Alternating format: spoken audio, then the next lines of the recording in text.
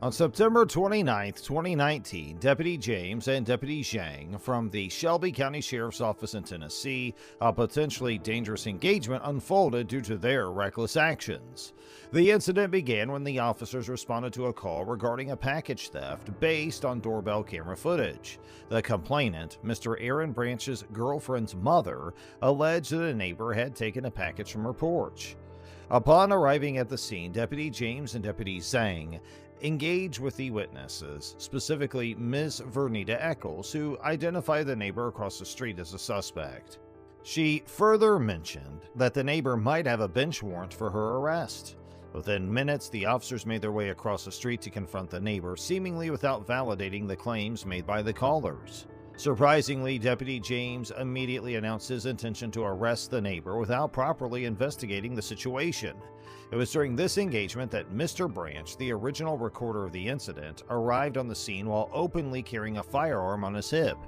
He questioned the officers about the package's ownership, leading to Deputy James ordering him to disarm for officer safety.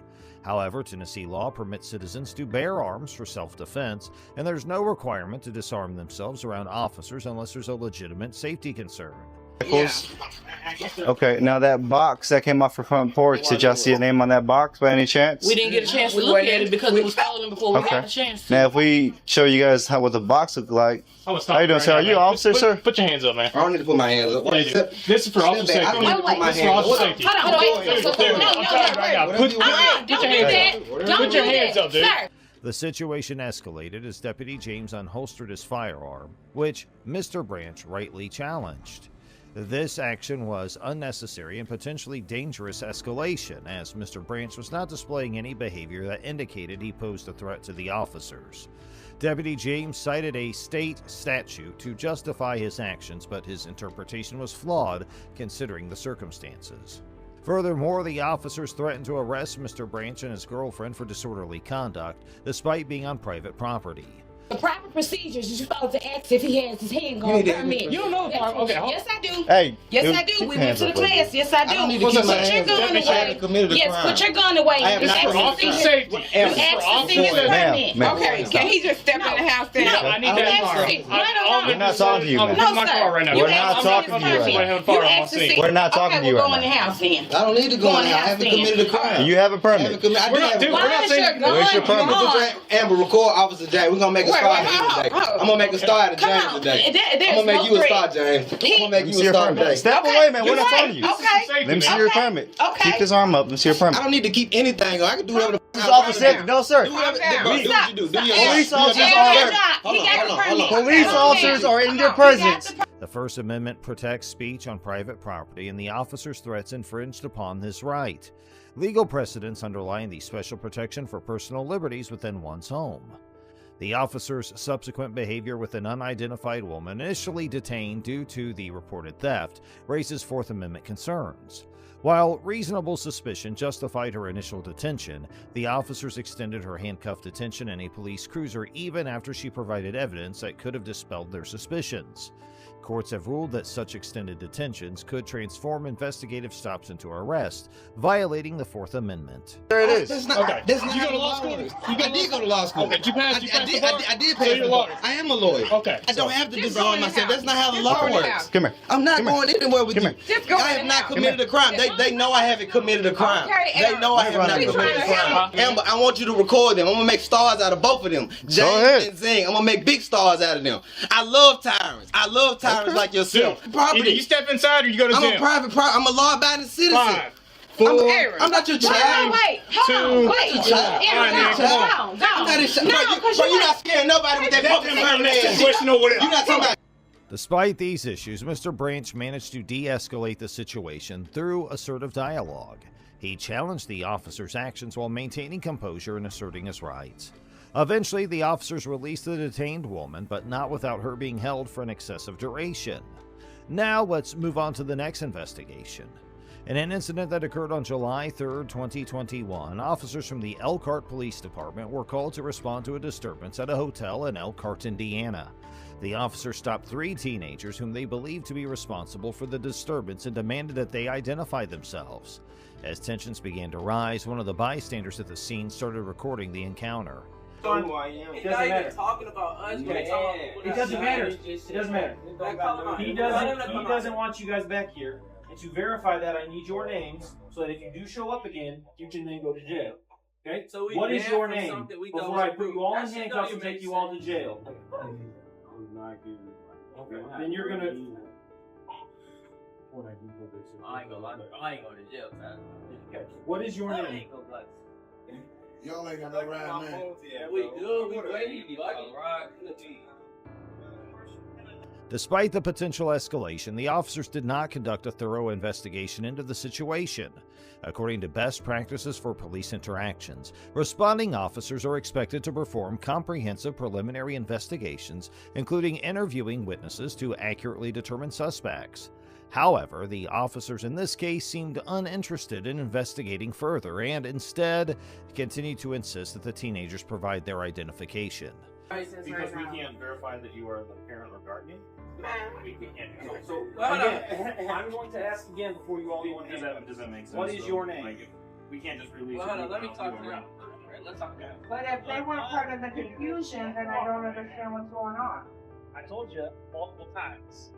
The boys and bystanders maintained that they were not involved in the initial disturbance, but the officers did not seem willing to consider this possibility. The officers' conduct raised questions about their failure to follow proper investigation procedures, even though there is no legal obligation for police officers to conduct in-depth investigations. You're not in trouble, man. But if you keep playing this game with us, I want him to come out here before I say anything else. They gone. They went out the back door. They went out the back door. No, I'm talking about the manager that said that we was because he know it's not us. No, it wasn't them. Exactly. That's why I want him to come out here.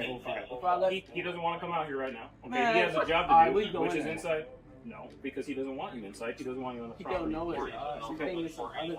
The bystander recording the incident questioned the officer's authority to detain the teenagers based on Indiana's trespassing laws.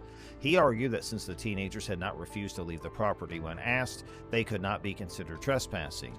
The officer countered by citing Indiana trespassing law, which allows charges to be brought against individuals who knowingly or intentionally refuse to leave private property after being asked to do so by the property owner or their agent.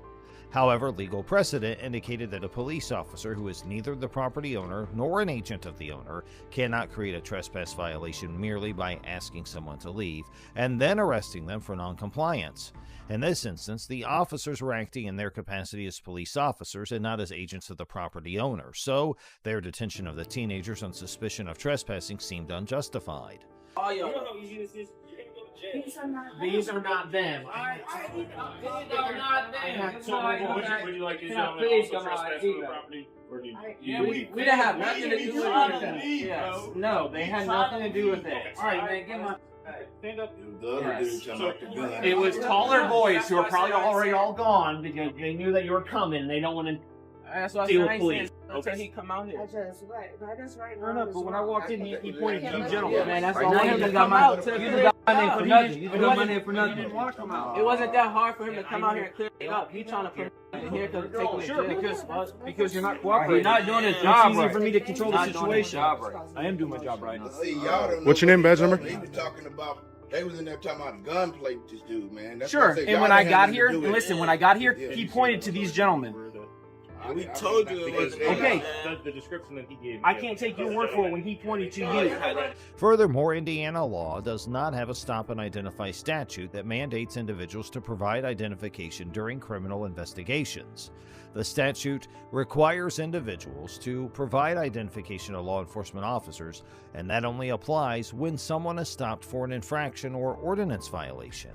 This means that the officer's demand for identification lacked a legal basis. He did. He was already in there, bro. He pointed to you. Okay. Name and badge number, please. Is an LCAR policy for you to identify yourself to the public? My guess is they probably already left. Okay. Because they all probably have their licenses. That's fine. And they drove off because they didn't want to deal with you guys. The situation escalated further when one officer claimed that the hotel manager had misidentified the teenagers as the perpetrators of the disturbance. Despite the assertion from the bystanders that the detained teenagers were not involved, the officers seemed unwilling to reconsider their actions. The bystanders and teens remained composed, and with the intervention of the bystanders, the officers were eventually compelled to release the teenagers. Now let's take a look at another investigation. In a notable incident on June 12, 2020, a confrontation between an Amazon delivery driver named Deja Murphy and property owner Keith Miller in Lowell, Indiana, has brought to light the complexities of enforcing laws on private property. The incident, originally reported by the Times of Northwest Indiana and discussed on Lackluster's channel, involves issues related to traffic laws, private property rights, criminal confinement, and police authority. The situation unfolded when Miller, convinced that Murphy was speeding on his property, employed his truck to block her exit. Good luck, buddy. No. Bottom line is, I need your ID. Sure. You're going to pull your truck in your driveway. Yep. I'm going to get her information. I'm going to do a report, and we're going to go about our day. I'm going to get my wallet from my office. Huh? No, you're not. You're going to just give me your name and information. Oh, sure. I'm going to... You want me to write it down for you? Yeah. I'm not spending all day with this. This is ridiculous. I asked, and we have since put cameras up. I just said, what's your last name? Miller, M-I-L-L-E-R. He proceeded to demand her identification, thereby initiating a tense standoff. Responding to Murphy's call, Officer John from the Lake County Sheriff's Department arrived at the scene.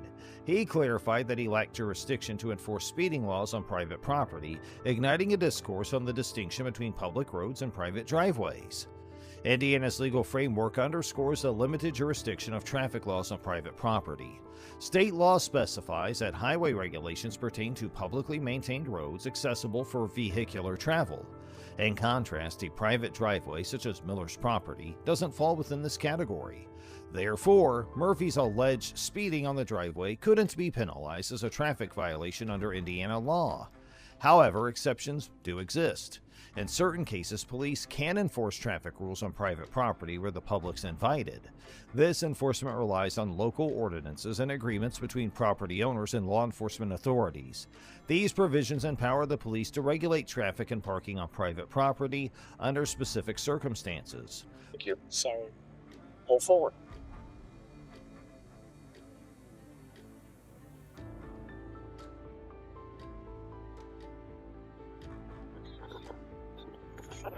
Okay, ma'am. Okay. I need your license. Okay. And may I ask why did Because you called the police, he called the police, Make and sure. I'm called here. That's why I need your information. That's all the information I need. And he's upset because you were speeding. I told him he couldn't do what he's doing. And you're going to go on your way, and if you have any issues, you and your company can stop delivering here. Okay. How's that? He came to my door. That's what bothered me. He came in my door, opened the door, told me to get the hell out my door. While these local ordinances may not encompass the full scope of state traffic laws, they still grant authorities the capacity to uphold specific regulations. Miller's actions also raise questions about potential criminal charges. Officer Marshall suggested that his conduct might align with the crime of criminal confinement, defined as knowingly or intentionally restricting another person's liberty without consent. That's harassment. You know what? Let's stop. Okay. We're going to do a report. We're going to go about our day. It's harassment, though.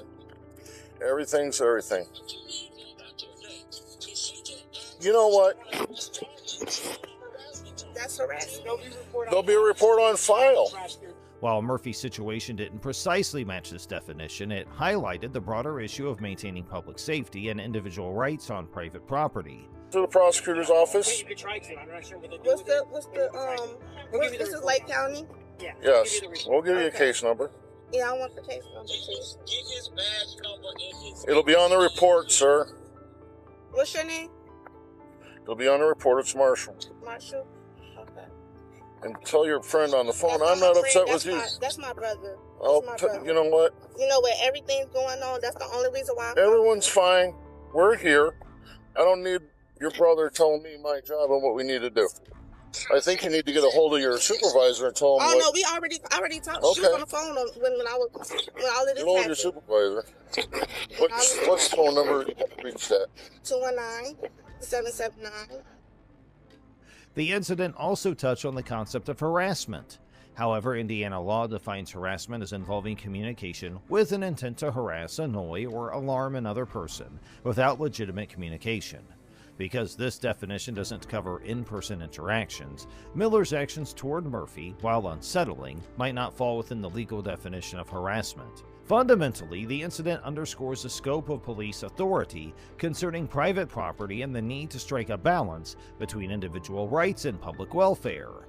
Indiana's police power enables the state to enact reasonable restrictions on private property to ensure community safety, health, and morality.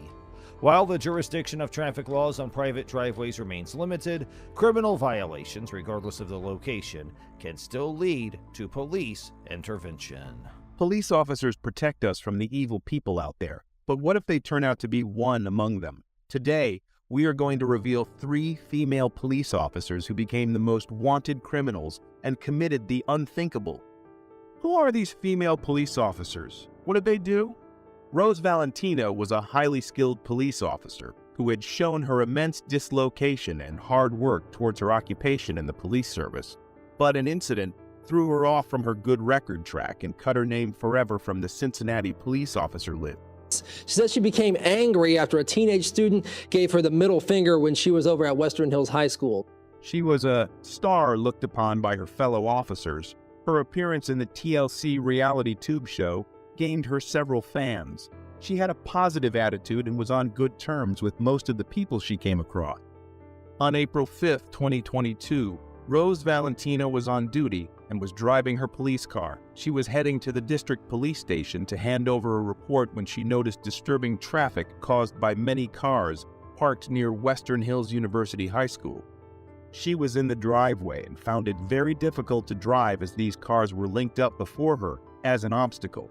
Even though she was in no hurry, she became very furious and switched on her sirens and light. The people who were in the cars were the parents of the students studying in the high school. They all came to pick up their children after school hours. Rose Valentino was aware of the situation, but she couldn't control her anger. She started being verbally angry and demanding they move their cars. Her window was down and she started yelling at the people to move their cars and provide her with a way out.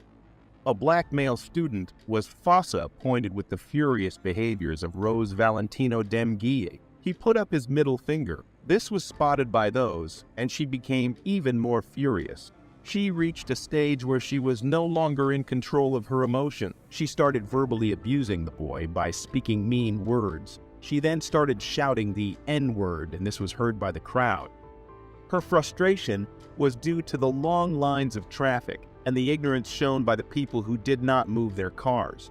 The incident was known to the public as it was recorded by the board camera in her car. Otherwise, she would have escaped the situation way before. As it was a recorded incident and primary evidence is there, actions had to be taken against her. The white police officer uses racial slurs against a high school student. This was the heading that covered all the newspapers and media. Rose Valentino was the one who claimed that the student showed her the middle finger. She has no evidence to prove her claim. Her board camera only recorded her racial slurs and aggressive behaviors. The student was not even visible in the board camera. Her claims will not stand on their own in court. She needs to prove it with evidence.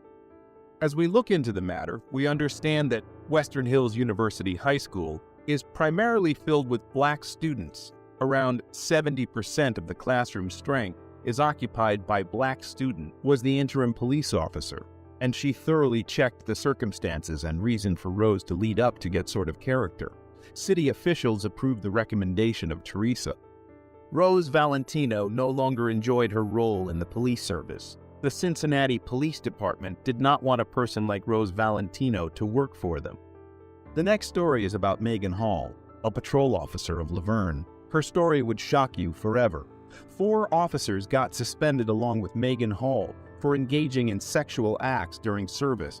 Juan Lugo Piers, Lewis Powell, Seneca Shields, and Henry T. McGowan were the 4 police officers who got the suspension. What did they do? What were the offenses they committed? Patrick Magliocco, Larry Holliday, and Gavin Schubrel were faced with immediate suspension. Jason Cole, Laverne's mayor, received information that Megan was having several affairs in her department. An investigation was conducted to find out the truth. Magliocco was the first to admit to having sex with her, and she even kissed his wife after discovering that he had an open marriage. Since the spring of 2022, Magliocco and his wife was engaging in sexual acts with Hall. They were even caught by her husband, but were not accused of anything severe. Powell was married when he had oral sex with Mayegan while on duty. He came to know that Hall had multiple partners, and this led him to confess his doings to his wife and come clean before her. Seneca Shields was the difficult one among these police officers, as he denied having any kind of sexual relation with Hall. When investigated further, he revealed that they were engaged in oral sex at the department's gym. They did these acts while being on duty. Holliday said that once he invited his fellow officers to his home, and they were all heavily drunk, but nothing happened in his home. Then, later on, he admitted to meeting Hall in hotel rooms and enhancing in sexual acts with her. McGowan had visited Hall's place along with his female friends, and they exposed their genitals before Hall. The Memorial Day hot tub party was the incident that led to the revelation of this major scandal. Officer Stats posted the video where they were all having fun. Magliocco forced Hall to drink vodka, and Hall was heavily intoxicated. She was unable to think in her right mind, and she took her top off at the party. Officer Durham was with Hall enjoying the pool when she showed her breasts to everyone. Stats tried to cover her up and protect her from future embarrassment. As the investigation went deeper, Hall was asked about all these accusations. She denied every one of them and said that she did not have any kind of sexual relations with the men in her department. She said that she had a relationship with Holliday. Apart from that, she did not have any kind of malicious relationships. She revealed that she had sent revealing images to the officers. She admits that she had a sexual relationship with Powell and Perez. Lugo was in denial that he had any kind of relationship with Hall. At the end of the investigation, the scandal was sealed by firing Hall, Lugo, Powell, Shields, and McGowan. Holliday, Magliocco, and Achieved were faced with a suspension due to their relationship with Hall. 26 February 1996 was the day this brutal murder happened. The daughter of Dr. Nels Rasmussen was murdered in Los Angeles.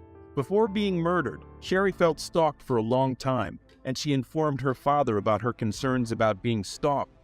Stephanie J. Lazarus was the person who stalked Sherry.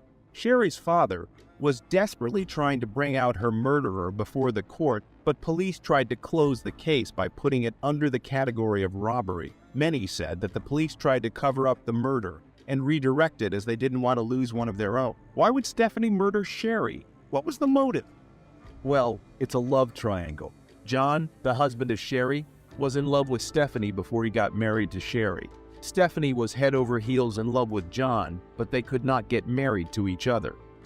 They were in ULA together and celebrated their love for each other with the batch of '92, but their on and off relationship did not survive much. John met Sherry shortly after he ended things with Stephanie. Sherry was working at the Glendale Adventist Medical Center and was a sweetheart. He soon fell for her and asked her hands for marriage. Stephanie thought he lost John forever, but John decided to hook up with her for one last time. They had a secret relationship and no one knew about it. John later on ended things as soon as he got officially married in 1996. But Stephanie became emotionally locked in. Stephanie took her gun and shot Sherry to death in her house. John and left the place. The police officers couldn't find the murderer, but later on, they found out after 23 years through DNA tests. Do you think Stephanie killed Sherry? Is jealousy strong enough to kill a human being? Let us know in the comments